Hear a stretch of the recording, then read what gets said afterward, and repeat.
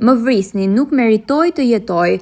Kështu mësohet të ketë nisur dëshmin para policisë 57 vjeçari që shkaktoi aksidentin tragjik mesditën e kësaj diele në Durrës, ku 2 fëmijë humbën jetën, ndërsa një tjetër ndodhet në gjendje kritike në spitalin e traumës. Nikol Radaçi është marrë në pyetje 2 herë nga grupi hetimor, pasi fillimisht ka qenë në gjendje të rënduar psikologjike dhe nën efektin e alkoolit. Ai dyshohet të ketë deklaruar se ishte i dehur në momentin e aksidentit dhe se nuk mban mend asgjë nga ngjarja, ndërsa ka shprehur tronditjen për pasojat e rënda. Sipas burimeve, 57 vjeçari ishte bërë shqetësim i vazhdueshëm për banorët e zonës, të cilët kishin bërë disa herë ankesa në polici për drejtimin e automjetit me shpejtësi të lartë dhe në gjendje të dehur. Madje vetëm një ditë më parë, një banor kishte shmangur për pak një aksident bashkë me nipin e tij të mitur. Mësohet se ai ishte ndërshkuar edhe më herët nga policia, ndërsa në 2 raste i është hequr leja e drejtimit për shkak të drejtimit të mjetit në gjendje të dehur. Ngjarja tragjike sipas dëshmive të banorëve shihet si një aksident i paralajmëruar. I kam kushërin. Ti ke kushërin një prindrit e tyre? Po. Çfarë ka ndodhur? Po kështu po. Ha, Makina ka me shpejtësi, prejani me shpejtësi maksimale. Unë s'kam qenë këtu, po shumë thonë njerëzit këtu.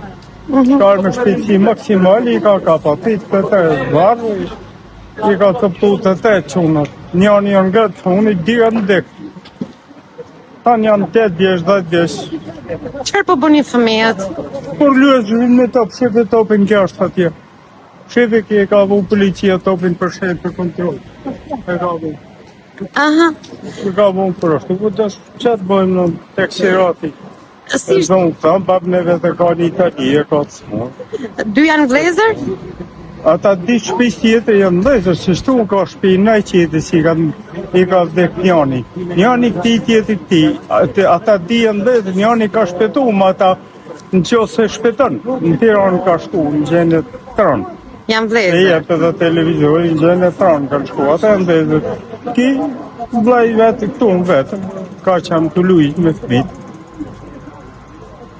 Çfarë keni një apel ju? Ka i të hapsajtë, ka qenë në shpejtësi maksimale, i ka kapë shtu me s'ka ti se qatë mo, ka hitë, alën në vinë i. Çfarë janë do të të rrezikshme. Çfarë pe sot? Si, Çfarë pe sot me këta fëmijë? çfarë të shohëm, më ka për s'ka më. Po pse? Si pse? Ha, çfarë ndodhi? Ikin 3 lull. Çfarë do ajo që ndodhi, çfarë dihet e çfarë ndodhi. Ha. Ikin 3 jetë. Një makinë në shpejtësi maksimale ka ardi, ka kapë të 3 fëmijë. Edhe i ka përplas tu deri atje i ka mos varë, njëri ti ka hek kokën këtë tjetër, i ka vdek. Tjetër janë në spital në gjenje Tiranë. Ti është një djali vetën, 2 vlezër janë ata të tjerë.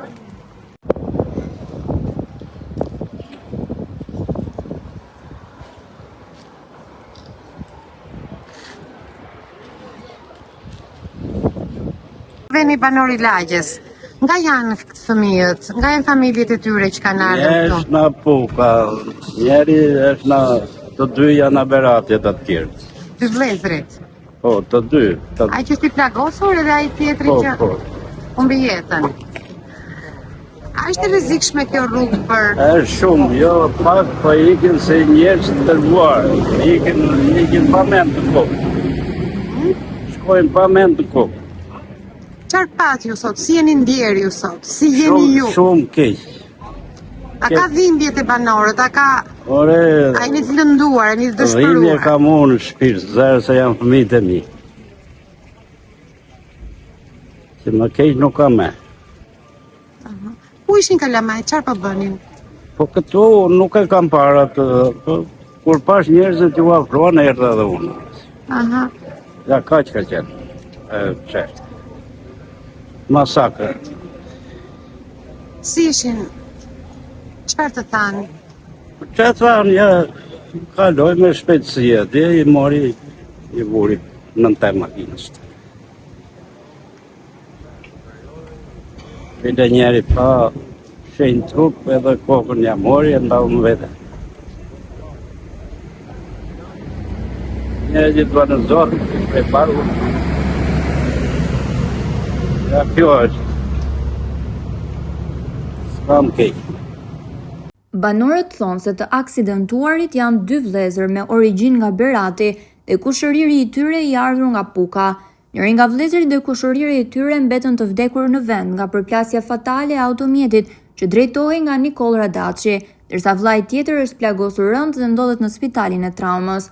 Ata thonë se kjo rrugë ku ndodhi aksidenti është një burim aksidentesh dhe ata janë ankuar gjithmonë. Banorët thonë se babai i 2 vëllezërve ndodhet në Itali për kurim pasi vuan nga një sëmundje e rëndë.